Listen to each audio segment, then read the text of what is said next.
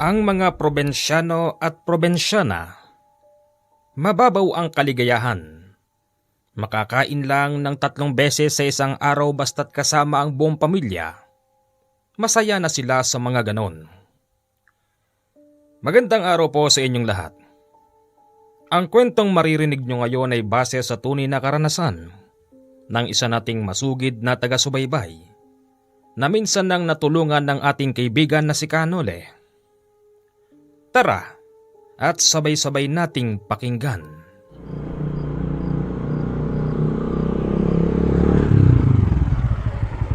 Para po!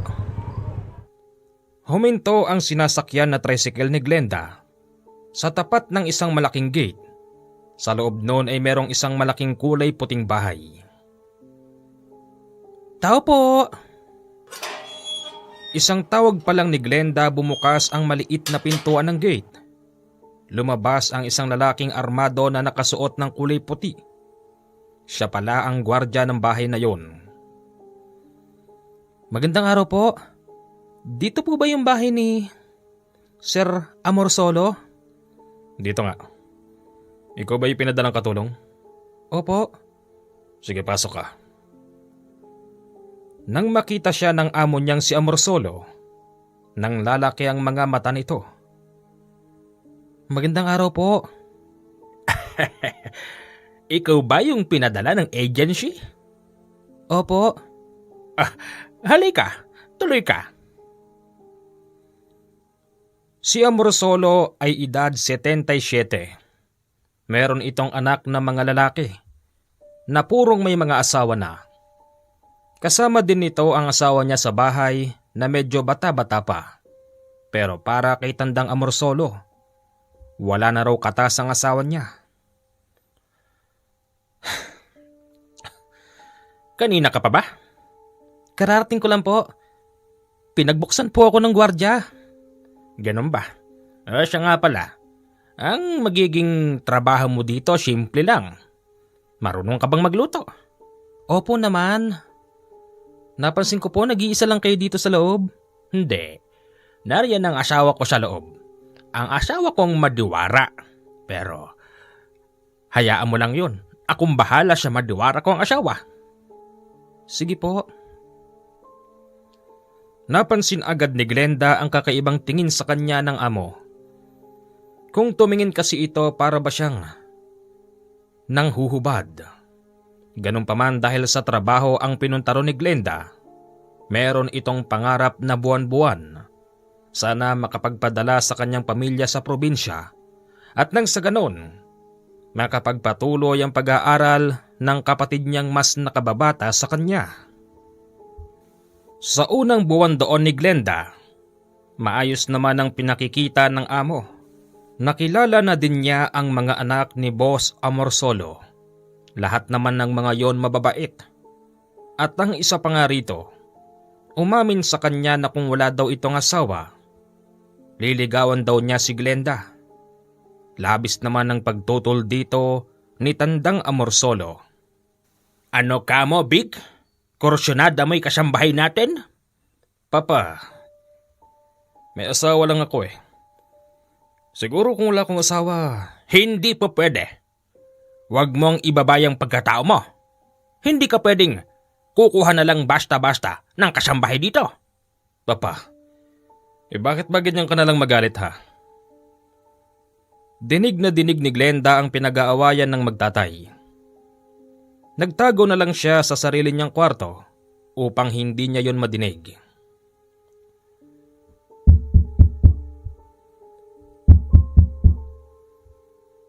Hindi sumasagot si Glenda. Hindi rin niya pinagbubuksan ang pintuan kung sino man ang kumakatok. Maya-maya pa kusang bumukas ang pintuan. At doon niya nadiskubre na meron palang sariling susi ang amo niya. Kayo po pala yan, Sir Amorsolo?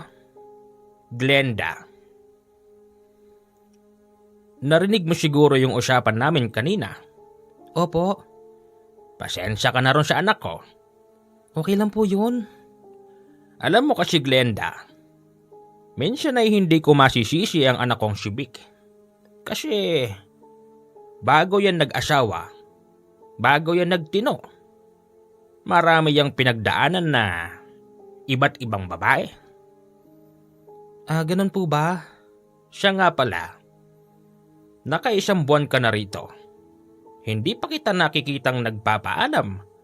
Hindi ka ba magpapadala sa inyo? Gusto ko po sana, kaya lang sabi po ni Madam, hindi raw po kasi ako pwedeng basta na lang lumabas ng bahay. Ganon? Bakit di ka lumalapit sa akin? Dapat sa akin ka nagpaalam. Ako na may papayagan kita.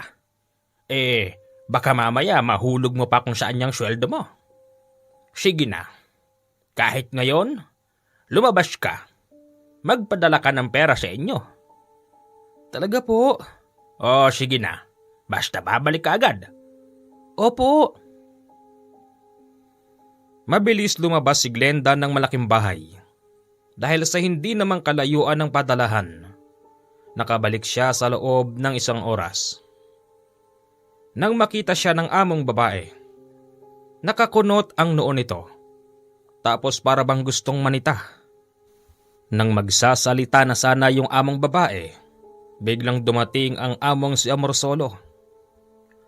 Ano, Glenda? Nakapagpadala ka na ba sa inyo?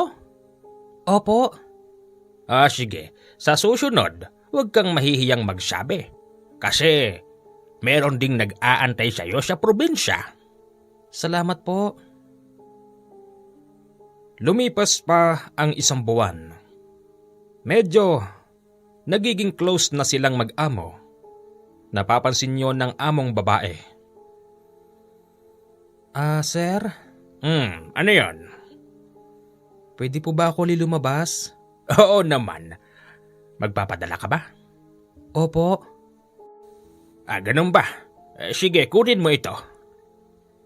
Luminga-linga pa si matandang Amorsolo sa paligid bago iabot kay Glenda ang karagdagang pera. Para saan po ito? Para sa iyo yan.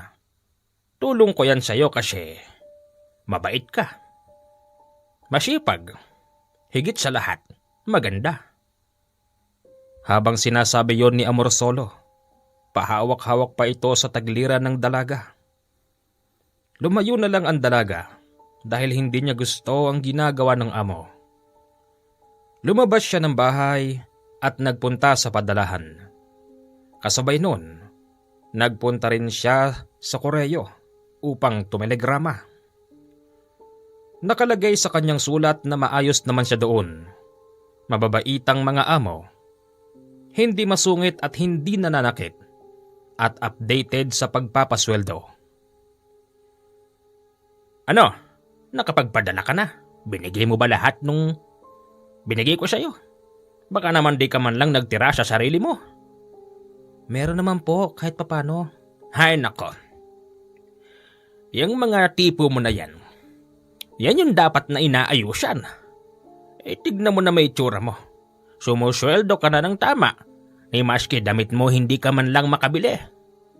Hala sige, kapag nakatulog na yung masungit kong asawa, gumayak ka at pupunta tayo ng mall. Ibibili kita ng mga gamit na babagay sa'yo. Nako, wag na po sir. Ano ka ba naman? Tulong ko lang sa'yo yan. Wag mo nang lagyan pa ng kulay. Sa pag-aakala ng dalaga na ganun kabait ang amo, tinanggap niya ang sinasabing tulong. Pero ang hindi niya alam, meron pala itong nararamdaman sa kanya. Ano? Nasuot mo na ba yung mga binili natin? Opo, bagay na bagay po sa akin. Siya nga pala, kapag napansin ni madam mo na meron kang bagong damit, ang sabihin mo, galing yon sa sweldo mo ha? Magagalit po ba siya? Ba syempre, baka palayasin kitang dalawa. Ganun po ba? Hindi ko po kasi alam. Habang sila'y nag-uusap, nakita sila ng anak nitong si Vic. Oh, Vic, andiyan ka pala. Kanina pa. Narinig ko nga yung... Vic, huwag kang maingay sa mama mo. Siyempre naman papa. Ako yata kakampi mo rito sa bahay. Nakita rin ni Glenda na inabutan ng pera ang anak niyang si Vic upang hindi ito magsalita. Sa mga punto na yon naguguluhan na ang dalaga. Ano ba ang ibig sabihin ng ginagawa ng boss niya? At bakit kailangan siya bigyan ng pera? Hindi lumaon. Umamin na sa kanya ang boss niyang si Amorsolo at sinabi nitong umiibig daw ito sa kanya. Sa isip-isip ni Glenda, mukhang ito na ang pagkakataon para magkaroon sila ng maayos na buhay. Sabihin na nating parang anak niya lang si Glenda kasi napakalayo ng edad. Pero hindi na yun inisip ng dalaga dahil mas inisip niya ang kanyang pamilya. Pumayag si Glenda sa setup nila ni Amorsolo na kapag tulog na yung amo niyang babae papasok ito sa kanyang kwarto. At doon, hindi po pwedeng walang mangyari sa kanila. Sa loob ng 3 buwan na pagtatago nila ng relasyon, kahit papaano'y napamahal na rin si Glenda. Kaakibat kasi nito ang kanyang paniniwala na makakaahon sila sa probinsya. Hindi pa man sahuran na kapagpapadala na ng pera ang dalaga. Napansin yun ng mga kapitbahay nila sa probinsya kasi bigla silang nagkaroon ng maayos na bahay. May kuryente at merong mga maayos na mga gamit. Glenda. Ano, kaya mo pa? Aba, oo naman. Sa tuwing hihiling sa kanya ang matandang Amorsolo, hindi pwedeng hindi niya pagbigyan. Kasi pagkatapos noon limpak-limpak na pera ang natatanggap niya. Inabot na si Glenda ng kulang 1 taon sa bahay na yon. Nagbubuhay rin na siya kapag wala ang among babae. At nasosolo naman siya ng matandang Amorsolo. Hanggang sa kanilang napag-usapan na baka po pwedeng umuwi muna si Glenda sa kanila. Uuwi ka kamo? Oo, sana. Baka hindi ka na bumalik. Ano ka ba, Amorsolo? Bakit naman di ako babalik? Nandito na ang buhay ko sa Maynila. Siya nga pala, wala ka bang plano sa akin? Anong ibig mong sabihin? Anong plano? Plano? Dito lang ba talaga ako? Di mo ba ako bibigyan ng sariling bahay para kahit na malaman ng asawa mong matanda? Okay lang kasi nakabukod na ako, di ba?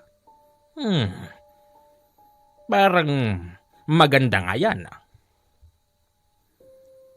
Dahil sa napag-usapan nila ang mga bagay na yon, kinabukasan nagplano si Amorsolo na bumili ng apartment para sa dalaga. Kaya lang, naulinigan yon ng anak niyang si Vic. Vic naman, huwag mo sabihin, Papa, hindi to makakarating kay mama kung... Oo na, sige. Magkano ba? Mga 100,000. Siguro naman maliit lang 100,000 kumpara ron sa binibigay mo sa katulong natin. Sige, diyan ka lang. At ibibigay ko pagbalik ko. Magwi-withdraw lang ako sa bangko. Yan ang papa ko. Sa araw na yon nakabili nga siya ng apartment. Tapos gumagawa pa sila ng paraan kung paano nila sasabihin sa among babae ang kunwaring pagpapaalam ni Glenda. Ako nang bahala ron. Basta pagbigyan mo muna ako. Sige na. Sige na nga. Basta ikaw bahala ah. Oo, akong bahala doon. Kinabukasan, naggalit-galitan ang matandang Amorsolo. Nakesyo, nawawalan daw siya ng relong mamahalin. At hindi lang yun, nawawalan daw ito ng pera. Halika ritong babae ka. Simula nang dumating ka rito, ngayon pa lang ako nawalan. Lumayas ka na sa pamamahay ko. Sigaw ng matandang Amorsolo kasabay noon ang pagsabunot sa dalaga. Isa lamang itong pagkukunwari para hindi makahalata ang among babae. Nagtagumpay sila sa araw na yon at narating ni Glenda yung bagong apartment na binili ni Amorsolo para sa kanya. Nang dahil sa madalas may nangyayari sa kanila. Nakaramdam na noon si Glenda ng kakaiba sa katawan. Nahihilo siya madalas tapos nagsusuka ng laway. Kumonsulta siya sa doktor at doon niya napag-alaman na siya pala'y nagdadalang tao.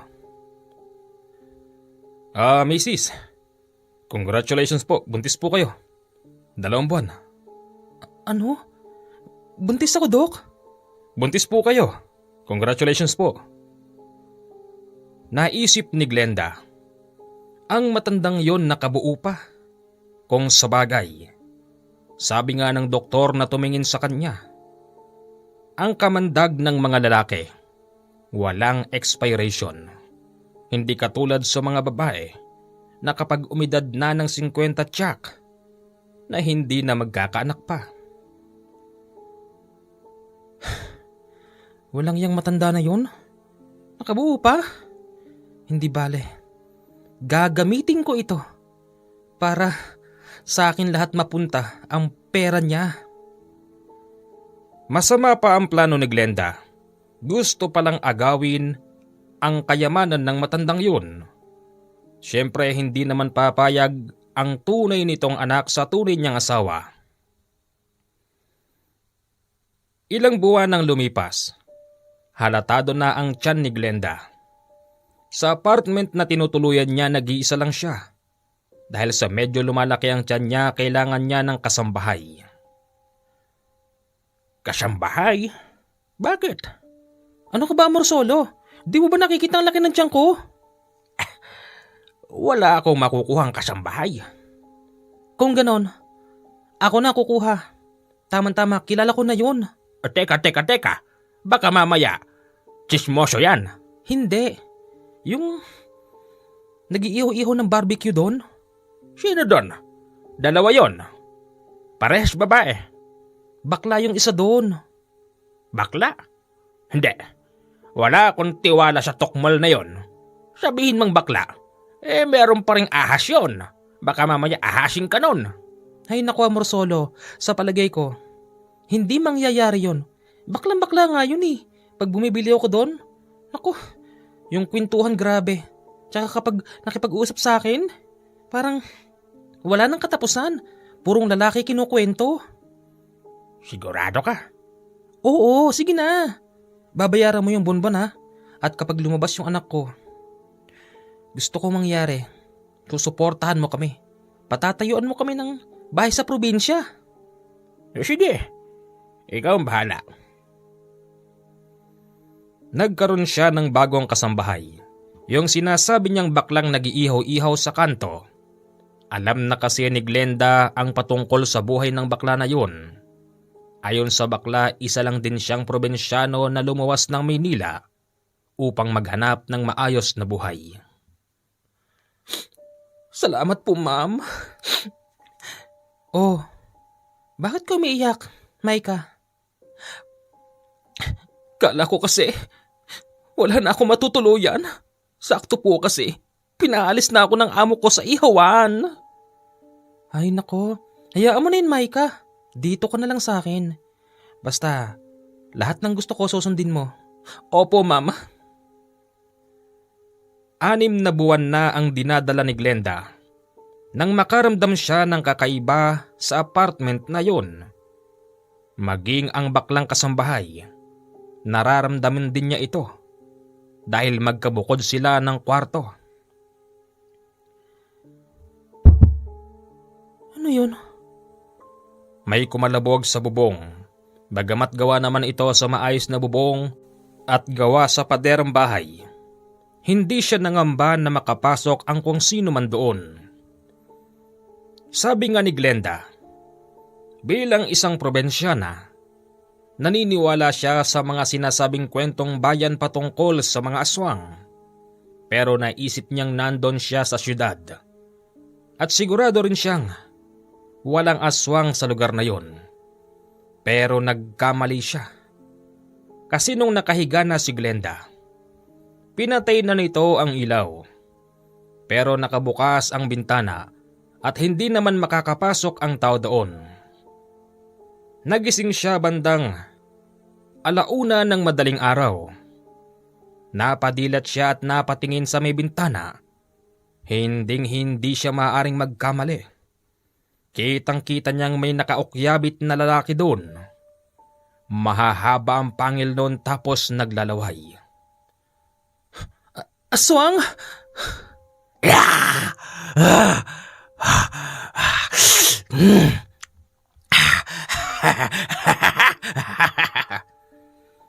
Wika ng aswang. Napatakbo si Glenda at pumunta ito sa kwarto ng baklang katulong. Maging siya pala'y naramdaman na niya yung kumalabog kanina.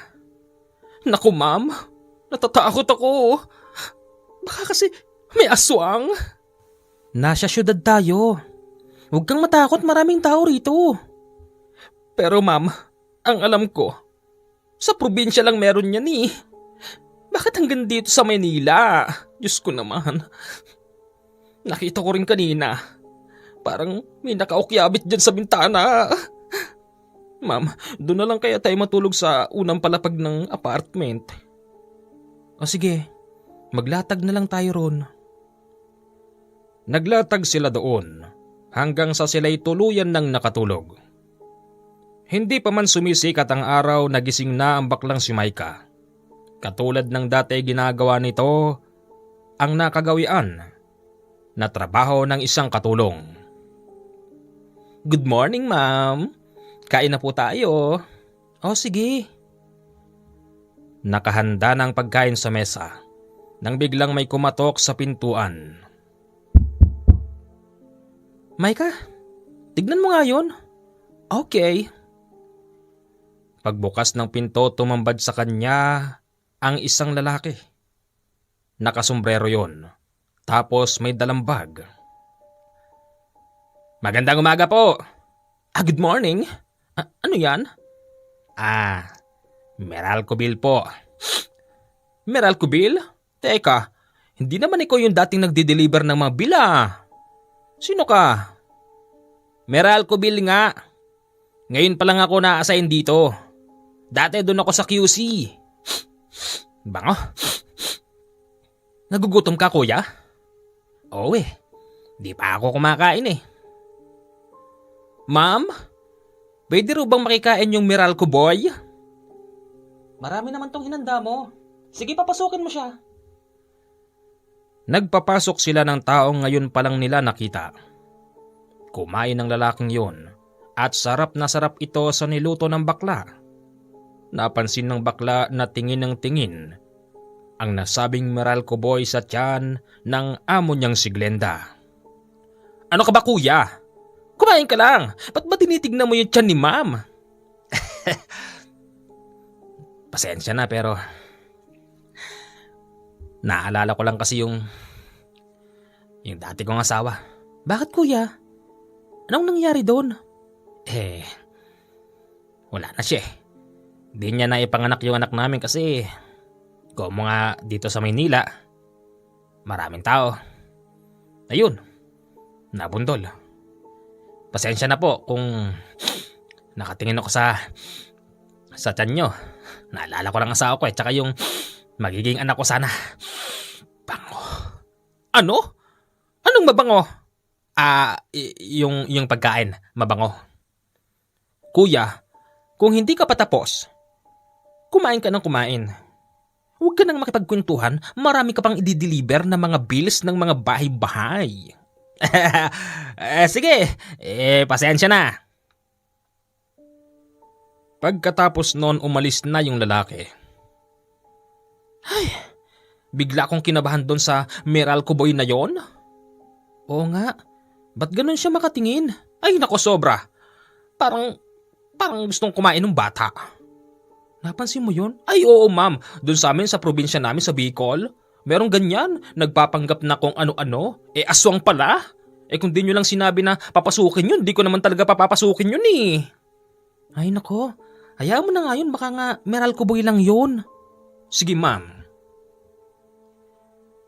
Kinagabihan, may kumakatok na naman sa kanilang bahay. Ma'am, pagbubuksan ko ba? Ma'am! Silipin mo muna. Sandali, ang lakas mo namang kumatok, parang sisirain mo yung pintuan eh. Sinilip niya muna sa bintana at nakita niyang isang matandang babaeng maporma yung kumakatok sa pintuan. Ano po yon, Lola? Aray! Bakit mo ko sinumpal? Nasa ng malanding babaeng binuntis ng asawa ko. Ano? Ano bang sinasabi mo dyan? Ma'am, merong matandang nagagalit dito oh. Paglapit ni Glenda, agad siyang nakatikim ng kaliwat kanang sampal sa matandang babaeng nakaporma. Malandi kang babae ka? Bakit? Anong bakit? Alam kong kilala mo ko. Hindi mo lang ako ganong makilala dahil sa mga suot-suot kong alahas. At nagpaderma ako kanina bago ako magpunta rito. Para kapag nagkaharap na tayo, masabi ko man lang kahit papanong mas may asim pa ako sa'yo. Tignan mo nga yung itsura mo. Malaki ang tiyan para kang butete. Eh ako, kahit matanda na ako, sexy at maganda pa rin. Ano bang kailangan mo? Ito ang sasabihin ko sa'yo. Alam ko na ang tinatago nyo ni Amorsolo. Ito pala yung binili niyang maayos na bahay para sa kabit niya. O tapos? Ano pa manang? Hoy bakla, huwag kang makialam. Umalis ka na rito. Kasi babawiin ko ang ipinangbili rito ni Amorsolo. Umuwi ka na sa inyo sa probinsya mo. Pakiusap lang. Kung gusto mo pang mabuhay ang dinadala mo. Anong ibig mo sabihin? Makapangyarihan akong tao. Kaya kitang ipapatay. Kasama ang baklang to. Kaya umalis ka na rito, pakiusap.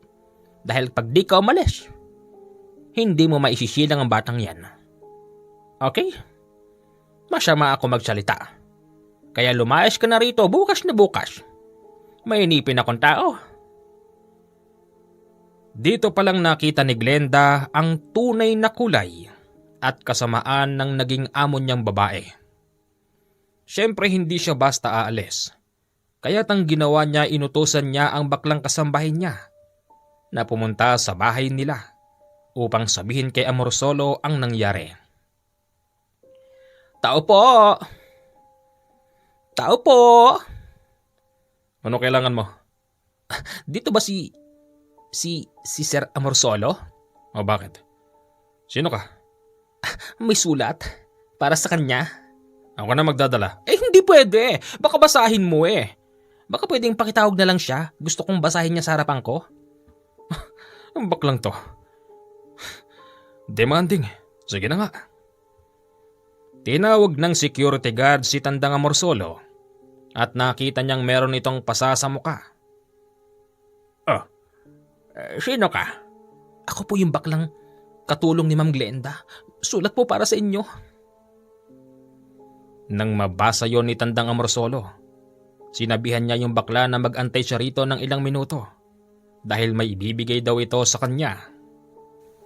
Ito. Kunin mo ito. Ibigay mo ito kay Glenda kasama ng sulat ko. Sige po. Hindi pinakialaman ng bakla ang laman ng plastik. Pagdating doon sa apartment, doon lang niya nalaman na maraming pera pala ang laman noon. Tapos may sulat sa loob. Ma'am, ibig sabihin, pinauuwi ka na ni Amorsolo? Matapos kanyang buntisin? Glenda, kalakip ng sulat na susunod siya rito. Dito sa apartment? Hindi, dun sa amin sa probinsya. Iiwanan niya na yung matandang asawa niyang walang asim. Ganun ba? Ma'am, sama ko ma'am. Magsisilbi pa ako sa iyo. Oo, sige. Dahil sa ito'y tubong buhol, sumama nga ang bakla sa kanya at mas pinili nilang sumakay sa bus kesa sa barko at eroplano. Teka lang, ma'am. Sa Bohol tayo pupunta. Bakit hindi tayo mag-eroplano? O kaya naman barko? Tatakot ako eh. Sige na nga. Naging maayos naman ang biyahe nila sa bus. Pagbaba nila sa bus, tumawag sila ng tricycle. Manong, patid po. Kumindat lang sa kanila ang tricycle driver dahil sa madilim na rin ng oras na yon. Hindi na nila alam ang dinadaanan. Manong, sandali lang. Tama ba tong dinadaanan natin? Tama to. Sino ka ba? Taga rito ka ba? Hindi. Di naman pala eh. Huwag ka na magtanong. Patuloy sila sa pagbiyahe hanggang sa may humarang sa kanila na isang napakalaking aso at dinamba yung tricycle. Yung baklang nasa likod ng driver mabilis na nahulog at si Glenda na nasa loob muntik nang makunan. Ba't kasi dito mo dinaan? May asong malaki pala dito. Yung tricycle driver ay hindi kumikibo. Basta't nakapamewang lang ito tapos nagsisindi pa ng tabako. Manong! Ay, may malaking aso, Manong! Yung driver ay humarap sa kanila. Nakita nilang nanlilisik ang mga mata nun. Diyos ko! Ma'am Glenda, may aswang pala rito sa inyo. Nagtatakbo silang dalawa. Dahil sa walang kabahayan sa lugar na yon at napakadilim, hindi nila napansin na lumiwa na pala sila ng daan sa pakros at sila'y napasok sa magubat na bahagi. Maya-maya pa, napahinto sila sa ilalim ng puno para magpahinga. Kasi nawala na yung asong malaki tapos yung driver na may mapupulang mata. Pahinga muna tayo, ma'am. Hindi na sila sumusunod. Okay ka lang, ma'am? Baka nakunan ka. Hindi, okay lang ako. Nakadinig sila ng mga taong nag-uusap. May mga tao. Humingi tayo ng tulong. Sige. Akala nila ligtas na sila nang makalapit sa kanila yung tao na mukhaan ito ng bakla. Teka, Meralco Boy? Uy! Teka, kilala kita. Oo, ikaw yung nagdala ng sulat sa amin minsan. Sulat? Baka Bill. Oo nga, sulat sa amin ng Meralco. Taga rito ka pala? Oo. Tara, saan ba kayo papunta? Hatid ko na kayo. Naku kuya, may humarang sa amin malaking aso. Ay, dyan yan sa Katalahiban. Bakit kasi dyan kayo dumaan? Ito ang tamang daan. Nagtiwala sila sa taong yon dahil pangalawang beses na nila itong nakita. Na hindi man lang sila nagtaka kung paano napunta ro ng taong yun. Basta't ang pagpapakilala nito, taga doon daw siya sa lugar na yun. Habang nilalakad nila ang masukal na bahagi, napansin ni Glenda na yung Meralco Boy nakatingin sa kanyang tiyan, tapos didila-dila. Ano ba? Tao ba tong kasama natin, ma'am? Bakit pa dila-dila? Sige, medyo malayo-layo pa. Siguro mga 10 minutong lakad pa. At mararating na natin yung maraming kabahayan. Doon na tayo maghiwa-hiwalay. Tagal naman, 10 minuto pa? Inabot na nila ang 10 minutong paglalakad. Narating nila ang isang maliit na sapa. At doon huminto ang Meralco Boy. Nagsabi itong iihilang. Mauna na tayo, ma'am. Huwag kayo mauna, baka mamaya mapano kayo dyan. Medyo malayo na sila sa Meralco Boy nang muli nila itong lingunin. Wala na ito sa kinatatayuan niya kanina. Hanggang sa nakadinig sila ng malakas na angil sa paligid. Kasabay din nun ang malakas na pag-alulong. Napayakap na lang sa isa't isa yung dalawa dahil sa matinding takot. Ma'am, ano bang klaseng lugar to? May aswang pala rito sa inyo. Hindi, walang aswang dito sa amin. Kwentong bayan lang yun. Ano yung mga nakita natin? Maya-maya pa may lumundag sa kanila na nagmula sa paligid. Isang malaking asong kulay itim. Naglalaway yon at galit na galit habang nakatingin kay Glenda. Wala na silang pagpipilian kung hindi tumakbo nung mga oras na yon. Tinawid nila ang mababaw na sapa kaya't napunta sila sa kabila. Patuloy sila sa pagtatakbo hanggang sa marating nila ang isang napakalaking punong mataba na kayang akapin ng 10 lalaki. Ma'am, nagsisisi ako bakit sumama pa ako sa'yo. Shh.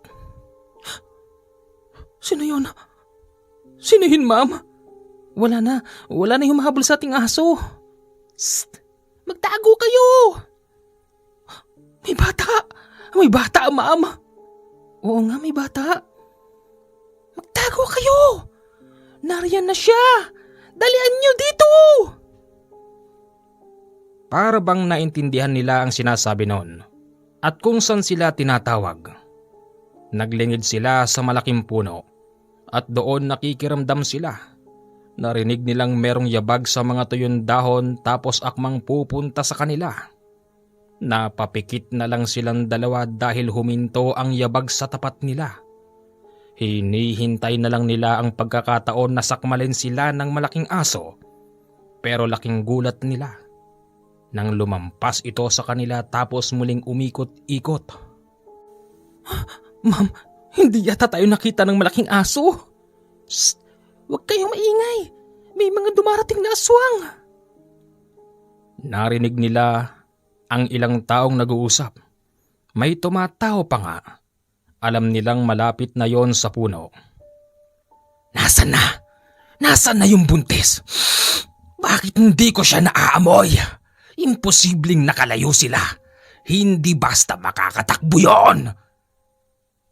Ma'am, parang si Meral Kubo yun na. Huwag ka maingay. Hindi kanya naaamoy. Pero maririnig nila kayo. Sino yon? May nagsasalita. Nandito ka lang. Kapag inabot kita, buntis, ako makikinabang sa anak mo. Inikot-ikutan din ng mga yon ang puno.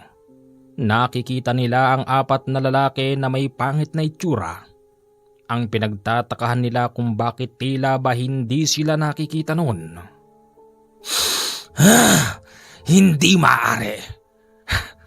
May dala sigurong pangontra yung dalawang yon, kaya hindi natin sila makita. Kulyaw, hindi ba malapit na rito ang bahay ni matandang Federico? Baka kinuha sila ng matandang yon. Oo nga no, tara. Meron palang isang malapit na kubo sa punong yun. Siguro halos nasa 30 metro lang ang layo. Nagpunta roon ang mga lalaki. Pwede na kayong lumabas. Lumabas? Nakadikit lang naman kami sa puno. Nasaan ka ba kasi? Hindi nila makita kung saan nanggagaling ang maliit na tinig. Laking gulat nila dahil nakatungtong pala ito sa balikat ng baklang si Maika. Duwende! Huwag ka sumigaw, ano ka ba? Umalis ka dyan! Umalis ka, pakiusap! Tumalon ang maliit na duwende sa kabilang balikat niya, kaya't mas lalo itong natakot hanggang sa lumipat ito sa balikat ni Glenda. Hoy, ang cute mo naman. Shh, baka marinig nila kayo. Paano mo kami tinago sa mata nila? Hindi ako. Yung nakatira dito. Ha? Sino? Sa malaking puno ay biglang may gumalaw. Halimaw? May halimaw ba dyan? Kamaingay! Wala silang nakita na kung ano, pero nakadinig sila ng napakalaking boses. Ito ang unang pagkakataon na magtatago ako ng babae at lalaki sa aking pamamahay. Okay ka lang? Sino ba yon? Saan ang gagaling yung malaking tinig na yon? Nakakatakot naman yun. Huwag kang matakot. Isa kong kaibigan. Oh, huwag ka rin matakot. Ma'am, parang sanay ka na sa ganyan. Huwag kayong mag-alala. Hanggat nandirito kayo sa akin, hindi nila kayo makikita. Nakadinig sila ng malakas na hiyawan na hindi naman kalayuan. Sinabi sa kanila ng duwende na doon yon sa bahay ni Tandang Federico. Wala nga rito, Kulyaw. Sino bang babae yon? Hindi ko pa nakikita yon. Babaeng nakasuot ng kulay pulang bestida. Malaki ang tiyan. May kasamang bakla. Tandang Federico. Kung hindi mo siya ililitaw, mukhang muling mabubuksan ang away natin noon. Kulyaw, kahit patayin mo ko, hindi ko alam yung sinasabi mo. At hindi ako natatakot na buksan muli ang away natin. Siguraduhin mo lang. Dahil pag nalaman ko, mananagot ka. Tandaan mo yan. Kulyaw pala ang pangalan ng isang lalaking nagpanggap na Meralco Boy. Ang pinagtatakahan nila kung bakit hanggang doon ay sinundan sila noon. O ibig bang sabihin noon, sa Maynila palang alam na nito na buntis ang babaeng si Glenda. Kulyaw? Kulyaw pala pangalan ng Meralco Boy na yon. Walang hiya siya. Aswang pala siya. Lumalapit dito si Tandang Federico. Paglapit dito ni Tandang Federico, sumama kayo sa kubo niya. Kaibigan, nandirito ba yung hinahanap nila, Kulyaw? Nandirito sila. Totoo nga. Akala ko'y nagbibiro lang si Kulyaw. Sino kayo? Maika po. Ako naman po si Glenda. Buntis ka? Opo. Buti napadpad kayo dito. Kaya't naitago kayo ng kaibigan kong kapre sa bahay niya. Naitago? Nandito lang naman kami sa gilid. Itinago niya kayo sa pamamagitan ng sabulag. Kaibigan, kukunin ko na mga tao. Iingatan mo lang sila, Federico. Oo. Sa gabing yun, pinatuloy sila sa bahay ni Tandang Federico at sinabi ni Glenda na taga roon lang din daw siya. Ano? Taga rito ka lang, iha. Wala ka pa sa Inabanga. Inabanga? Oo. Hindi ito Inabanga. Malayo pa ito sa Inabanga. Kung ganon, ma'am, niligaw tayo ng tricycle driver na yon. Tricycle? Wala namang bahing tricycle dito. Wala nang pumapasok na tricycle dito dahil nga sa kwentong bayan na yan. Pero totoo yun. Nakita nyo naman. Manong, bukas, baka pwedeng pakihitid mo naman ako sa Inabanga oh. Susubukan ko. Kapag walang harang, kapag walang uwak, walang panike, o kung sino mang ibon na kulay itim, may ihatid kita sa inyo sa Inabanga. Salamat po, Manong. Nakatulog naman sila ng maayos sa bahay ng matandang Federico. Kinabukasan, may mga dumadaan. Manong, may mga tao. Magtago kayo. Pumunta kayo sa puno. Bilisan nyo. Hanggat hindi pa sila nakakalapit. Medyo mahina ang mata ng mga yan sa araw. Bakit sino ba yung mga yun? Mga aswang yan. Dalian nyo. Paglapit ng nasa 7 tao na armado, agad itong nakilala ni Tandang Federico. Ito yung mga kaibigan ni Kulyaw na pare-parehas mga aswang. Tandang Federico, bakit Kulyaw? Bakit di ka magpakaaswang ngayon? Hindi mo kaya no? Kasi may araw. Tandang Federico, wag na tayo magbulahan. Nasaan yung buntes? Aba, aswang ka hindi ba? Matalas ang pangamoy mo. Hindi mo ba naaamoy kung nasan siya? Hindi ko siya naaamoy. Para makasigurado ka, pumasok ka sa loob. Bakit ako papasok dyan? Eh di natunaw ako sa mga malalakas mong pangontra. Ayun naman pala eh. Ano pang ginagawa nyo? Magsigsilayas na kayo, baka mamaya magsumbong pa ako sa mga kaibigan ko dyan sa gilid-gilid, baka mamaya... Tara na, Kulyaw. Huwag ko lang talagang malalaman na niloloko mo kami. Mananagot ka, tanda. Dumaan pa ang mga yon sa malaking puno kung saan sila nakadikit. Pero sadyang hindi sila makita nung mga lalaki. Narinig din nila. Ano kaya't kung magnakaw na lang sila ng nakataling kalabaw?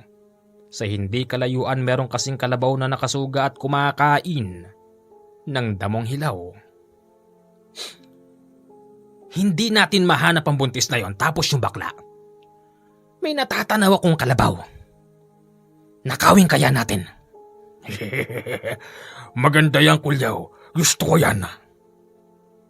Kitang-kita nila kung paano pinatay ng mga yun ang kawawang kalabaw. Hiniwa nila ang katawan ng kalabaw sa pamamagitan ng matutulis nilang mga kuko. Walang hiya pala mga yon, pati kalabaw hindi pinatawad. Pabayaan nyo na sila. Ang importante, ligtas na kayo. Hanggang kailan ba tayo rito? Gusto ko nang umalis dito. Babalik na lang ako ng Maynila. Makikiusap ako sa amo ko kahit na magpaypay ako sa loob ng 1 taon doon para lang maluto yung mga barbecue niya. Kinahapunan, may pumuntang taga-barangay sa bahay ni Tandang Federico at isa siya sa pinagbibintangan sa pagkamatay at pagtiyap-tiyap sa kalabaw. Manong, may tao. Ako na magbubukas. Sandali, andyan na. Oh, Kapitan, kayo pala. Tandang Federico, hindi na ako magpapaligoy-ligoy pa. Bakit? Sumama ka sa amin sa barangay para ikay maimbestigahan. Imbestigahan? Anong kasalanan ko? Alam kong tanaw mo mula rito. Yung nakataling kalabaw dyan. Isa ka sa pinagbibintangan ng may-ari. Kaya kung talagang wala kang kasalanan, sumama ka sa amin sa barangay. Huwag kayo mag-alala. Babalik ako. Anong babalik ako? Sinong kausap mo dyan? May kasama ka pala sa loob. Kapitan, wala naman po kaming kinakarning kalabaw. Ang totoo niyang, Kapitan, yung mga aswang ang gumawa nun. Sila Kulyaw, tapos yung mga kasama niyang di barel. Kung totoo sinasabi nyo na walang kinalaman ng matandang to, pues, sasama siya sa amin sa barangay. Sige, babalik ako. Inabot na ng 7:00 ng gabi pero hindi pa nakakauwi si Matandang Federico. Nang dahil dito, nalaman nila Kulyaw na nandun sila sa bahay noon. Ma'am, ano yung parang may ingay sa labas? Parang may mga tao. Baka sila Kulyaw yan.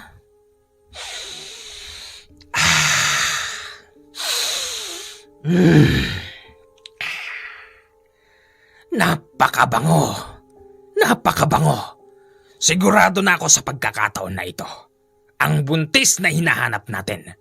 Nasa loob ng bahay ni Tandang Federico. Ikutan niyo mga kasama. Gutom na ako. Pinaikutan nga yung bahay ng Matandang Federico. Sa pagkakaalam nila, nasa 5 lalaki yon. Angil alulong pagaspas ang nadinig nila ng oras na yon. Hanggang sa yung isa nagtangkang pumasok sa loob. Tinadyakan nito ang nakabukas na bintana.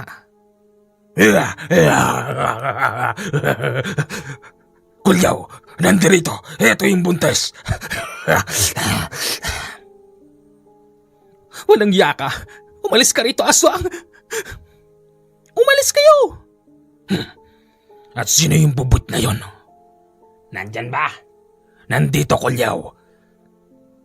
Dahil sa lakas pa rin ng pangontrang iniwan doon ni Tandang Federico, hindi sila makapasok sa loob hanggang silip lang sila At doon nakita na nga ni Kulyaw ang buntis na si Glenda. Kulyaw, may nakikialam na kutong lupa. Sinong kutong lupa? Umalis kayo rito! Umalis kayo! Duwende! At kailan ka pa naging mabait? Huwag kang magpanggap. Alam kong masama ang plano mo dyan sa dalawang yan. Kukunin mo sila tapos gagawing alipin. Hindi! Utos sa amin ni Tandang Federico na protektahan sila. Kung ganon, matagal nyo na pala kaming niloloko. Kapag nakapasok ako dyan, ikaw ang una kong titirisin, duwende. Baka nakakalimot ka. Hindi ako basta duwende. Anumang oras pwede akong humingi ng tulong sa mga nasa paligid. Ako ang kakatigan nila. Dahil ako, ang kalahi nila. Hindi ako natatakot. Naglabas ng mahabang dila si Kulyaw at matapang na pinapasok ito sa kwarto. Kahit na naiinitan at umuusok na ang mahaba nitong dila, pilit nitong inabot ang tiyan ni Glenda.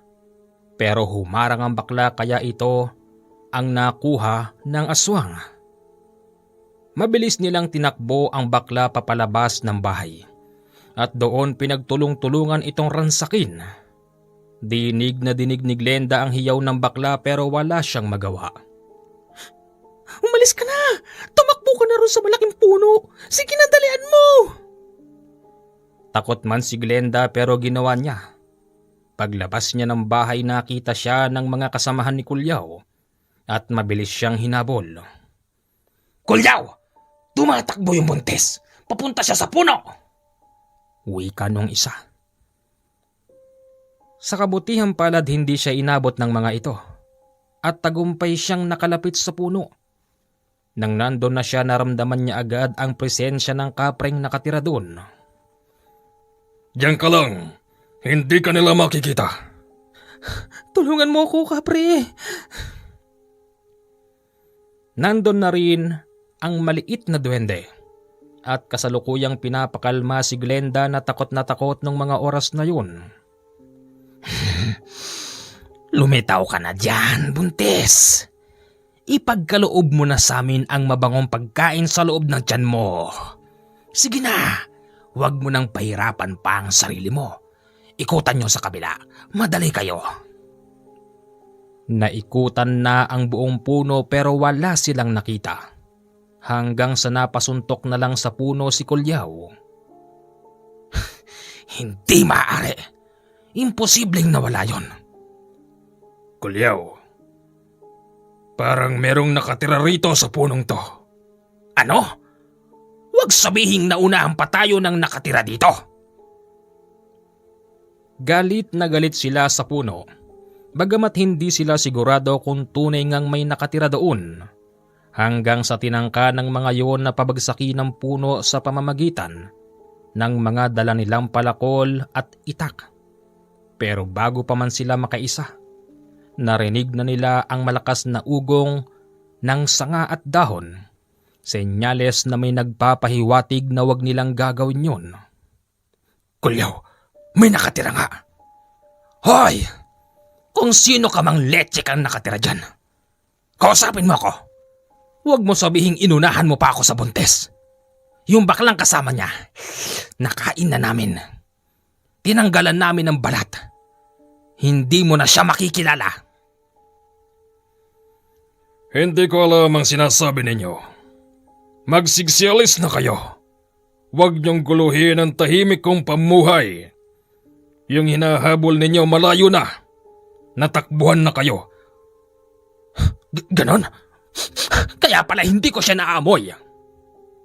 Mabilis na nagtakbuhan sila Kulyaw papalayo sa puno na yun. Nauto ko sila, duwende. Magaling ang ginawa mo. Ayos ka lang, Glenda? Ayos lang ako.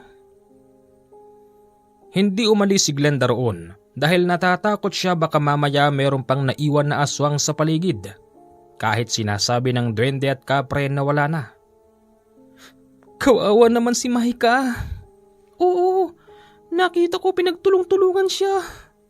Nakakaawa yung kasama mo. Si Tandang Pedrico na yung dumarating. Sige na, pwede ka nang lumabas dyan. Nang makita niya si Tandang Pedrico na naglalakad, mabilis na sumugod doon si Glenda at sinabi nitong may sumugod na aswang sa kanila. Por Diyos por Santo! Nalingat lang ako ng konti. Lumusob na pala ang mga lintik na aswang na yan. Tandang Pedrico, yung kasama ko po. Bakit? Ano nangyari? Itinuro ni Glenda kung saan pinagtulong-tulungan ng bakla at doon nakita nilang wakwak na ang tiyan at tanggal na ang laman loob. Tapos ang mukha nito hindi mo na makilala dahil binalatan. Wala na rin itong buhok at anit. Iyak nang iyak si Glenda kasi sa kabila ng kabutihan ng kasama niyang bakla, ganun pala ang mangyayari. Inayos ni Tandang Pedrico ang katawan ng bakla at yun ding oras na yon nilibing niya ito malapit sa kanyang bahay. Iha, alam mo ba nangyari sa barangay? Sa nakikita ko, itong nakaupo rito sa amin, tapos sila Kulyaw, ay merong sabuatan. Kasi naulinigan ko na alam nilang merong buntis na babaeng nakatira dito sa kubo ko at pinagtatakpan ko daw. Buti po nakalis kayo dun. Ginawa ko ang lahat. Giniit ko ang aking karapatan para makauwi ako. Wala namang dumating na pulis eh. Kung sila-sila lang, kayang-kaya ko sila. Iha, gustuhin mang kitang itakas, pero sa palagay ko hindi pa sa ngayon. Kasi alam kong maraming kakontsaba rito sila Kulyaw. Marami silang mata dyan sa baryo at sa oras na makita tayo tsak na haharangin nila tayo. Wala na tayong pag-asa kahit magsumbong pa tayo kay Kapitan. Diyos ko, ano ba itong nangyayari? Huwag ka mag-alala, Iha. Hindi sila habang buhay malakas. Ibig niyo sabihin, dito ko titira ng matagal? Kung kinakailangan, hanggang sa makapanganak ka. Sige po. Sa totoo lang, sinubukan naman nilang dalawa na makaalis sa lugar na yon. Mailabas man lang sana si Glenda sa baryong yon para wala ng problema. Pero kapag nakakakita si Tandang Pedrico ng kahina-hinala, bumabalik na lang sila sa kubo. Iha, Ginawa ko ng lahat. Alam mo yan. Ayoko ng ganitong buhay. Iha, kumalma ka lang. Kumalma ka lang. Tignan mo yung tiyan mo, ang laki na. Baka sa susunod na buwan, mga petsa 5 o 3 baka manganak ka na. Katapusan na ngayon. Opo. Kinakailangan kong kumuha ng manghihilot para magpaanak sa'yo. Hindi kita kayang paanakin. Kinabukasan lumakad si Tandang Pedrico. Iniwan niya si Glenda mag-isa sa bahay pero tad-tad pa rin ang pangontra. Kukuha raw siya ng komadrona na magtitingin sa kanya. Pero pipiliin ni Tandang Pedrico ang komadrona baka kasi purong tao ito na kasabwat nila Kapitan at nila Kulyaw. Iha, buksan mo itong pinto. Ako ito, si Tandang Pedrico. Kasama ko na ang komadrona. Binuksan ang pintuan at doon nakilala niya ang isang matandang tatawagin natin sa pangalan na Aurora. Napakalusog ng ipinagbubuntis mo, Iha. Malapit ka ng manganak sa susunod na gabi. Nakatahimik lang noon si Glenda at ayaw nitong kausapin ang matandang komadrona. Kasi hindi palagay ang kalooban niya sa matandang yon. Tandang Pedrico, iingatan mo ang babaeng to, ha? Naaamoy ko. Nararamdaman ko. Madaming nag-i-interest sa kanya. At base na rin yon sa usapan dyan sa baryo. Sige. Ayaw umalis ng matandang yon. Para bang gusto niyang mangyari magbabantay din siya.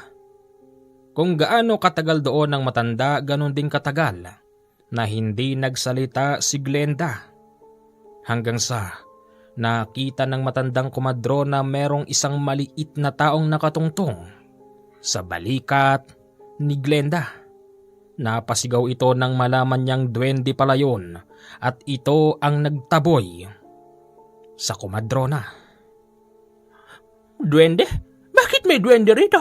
Ay, umalis ka na, sige na, sige na. Doon palang umalis ang komadrona. Pagkatapos noon ang sabi ni Glenda, wag na raw pababalikin ang matandang yon dahil hindi niya gusto ang pakiramdam niya rito. Sa sumunod na araw muling dumating ang komadrona. Nagtataka ito kung bakit wala si Glenda sa bahay. Oh, Tandang Pedrico, nasaan na yung hinihilot kong buntis? Wala na. Umalis na. Sigurado ka? Baka naman itinago mo lang.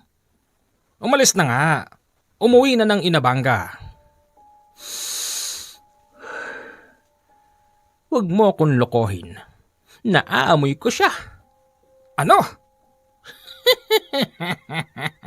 Tandang Pedrico, akala mo siguro hindi ko alam?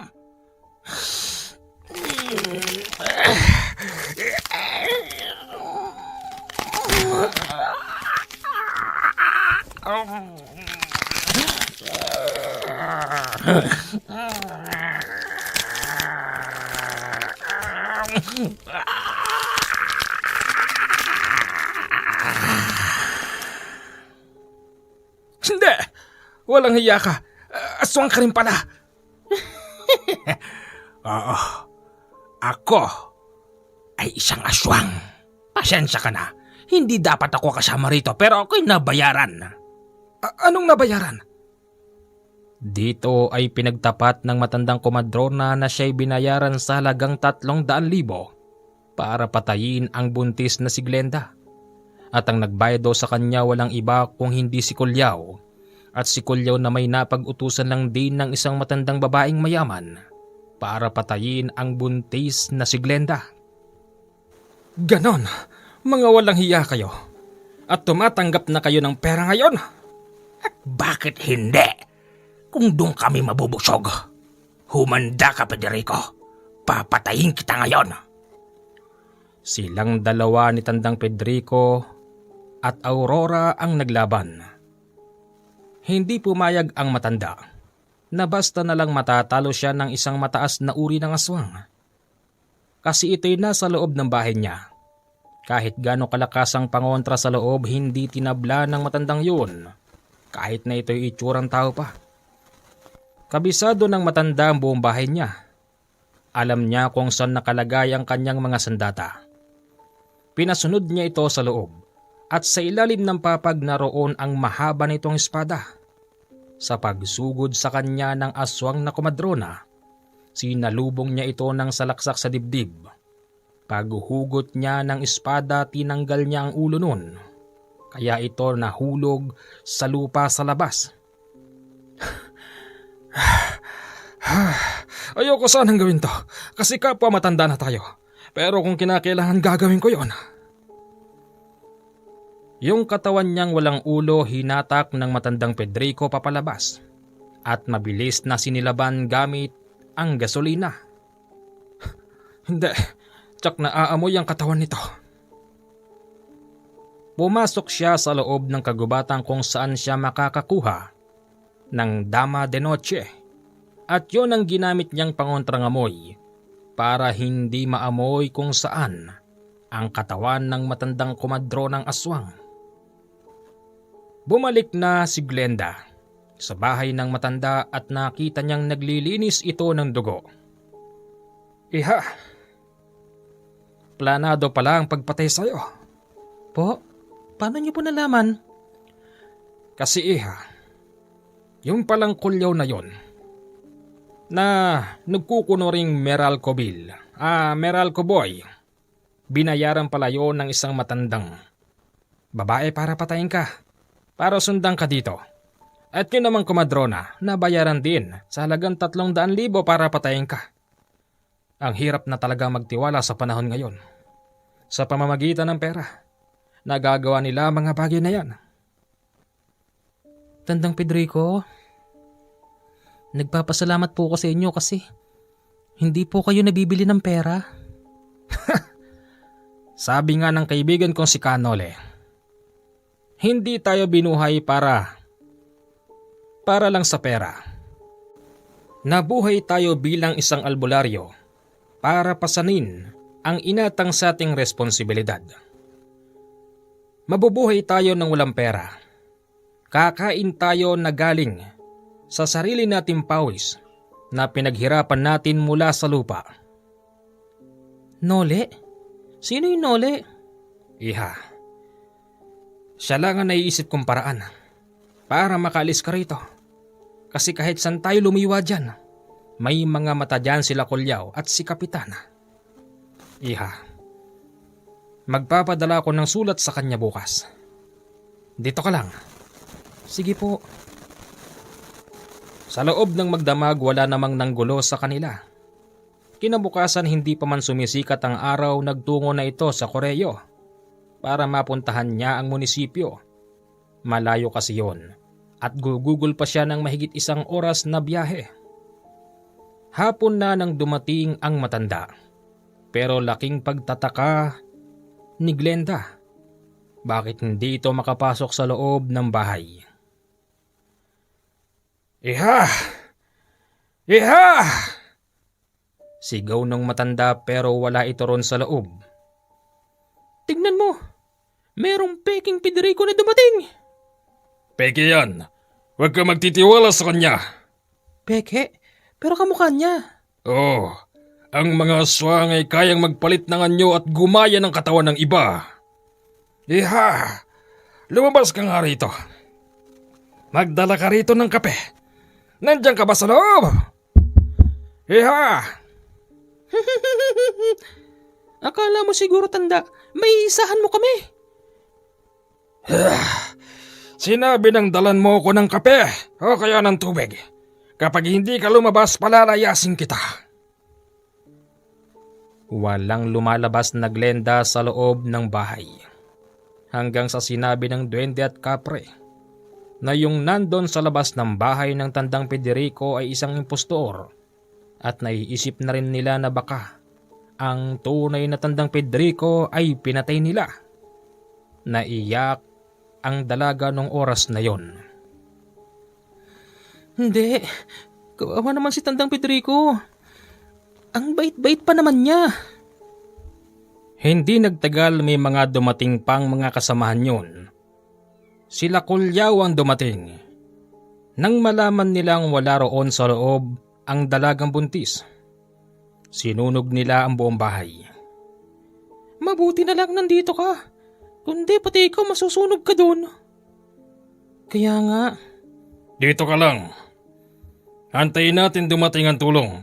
Kung kami lang hindi ka namin kayang itakas pero kaya ka naming itago. Nagtagal siya roon ng 2 araw, 2 gabi. Ang tanging kinakain lang niya, yung ibinibigay sa kanya ng duwende. Maliliit na prutas na hindi nakakalason at hindi nakakahilo. Sana naman dumating na yung taong pinadala niya ng sulat. At saka, nasa na kaya yung totoong Pedrico? Maya-maya pa, nakakita sila ng tao sa dilim. May dumarating. Sa palagay ko, yun na yung hininga ng tulong. Tumapat yon sa bahay na nasunog at pakamot-kamot ng ulo. Maya-maya pa lumingon yon sa kanila. Tapos lumapit sa malaking puno. Lalapit siya. Kaibigan, nasan yung matanda rito? Hindi namin alam, kaibigan. May tinatago ka pala dyan sa loob. Yan na yung kasama sa sulat niya, di ba? Ihali ka rito. Agad na nagpakita si Glenda at doon yumakap ito sa bagong dating na lalaki. Nako, sandali. Huwag mo naman ako yakapin. Baka mamaya ano isipin ng makakakita dyan? Kaibigan, nasaan na yung matanda? Wala na. Hindi namin alam. Yung bahay niya sinunog nila Kulyaw. At kakuntsaba niya ang Kapitan del Barrio dito. Ano?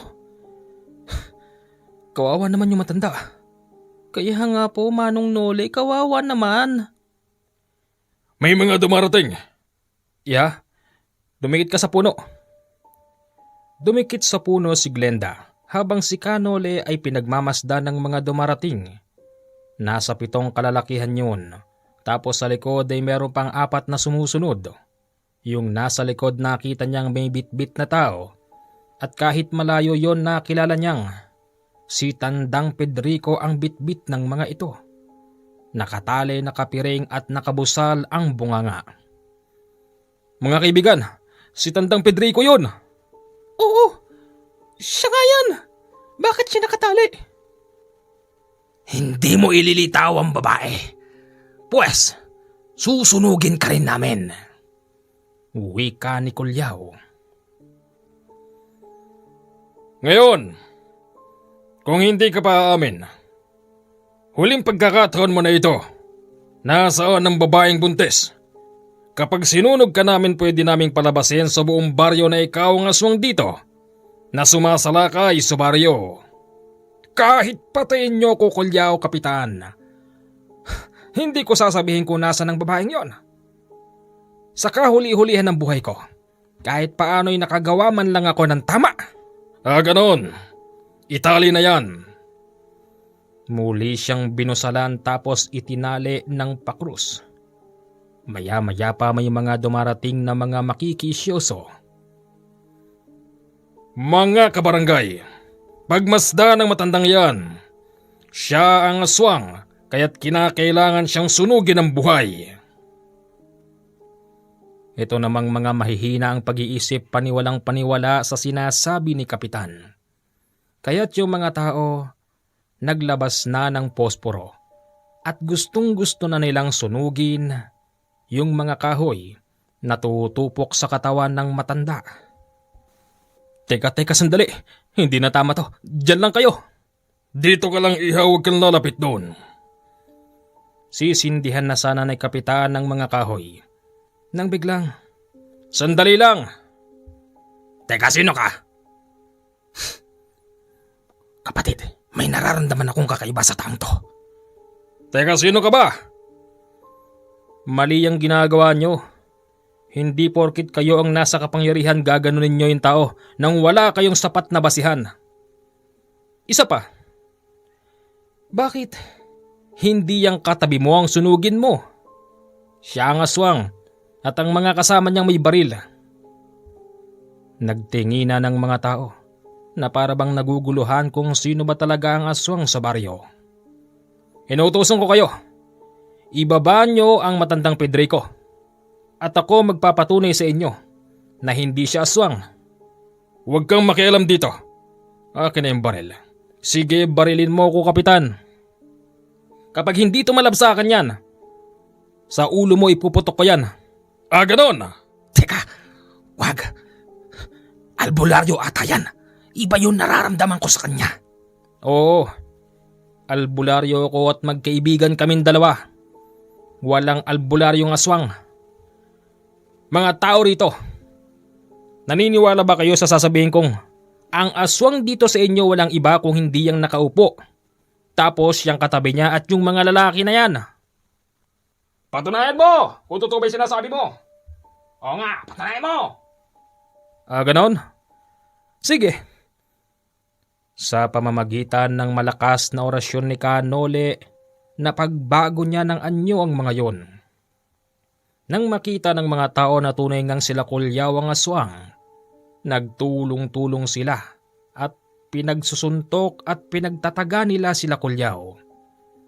Malakas pa rin sila Kulyaw kahit na sabihing tad-tad na sila ng taga sa katawan, habang si Kanole kinakalagaan ang matandang Pedrico na lambot na nung oras na yon. Hoy! Pakialamero! Bumalik ka rito! Itinakbo niya si Tandang Pedrico papunta sa puno at doon nakiusap siya sa nakatira doon na kung maaari ay itago rin ng matanda. Makakasa ka. Hindi siya makikita rito. Bumalik siya sa lugar kung saan pinagtatatagan ng mga tao sila kapitan at ang kapatid nitong sila Kulyaw, hanggang sa natigilan na lang ang mga tao nang sumigaw si Kanole. Walang iyakan tayo ka. Sa tagal na namin dito, ikaw lang palang uusig sa amin. Hindi pa tayo tapos. Alam kong meron kang kontak sa Manila. Sino? Sino nag-utos sa'yo para patayin yung buntis? Wala ka na ron. Wala ka na doon. Nagulat si Kanole dahil biglang lumapit sa kanya ang babaeng buntis.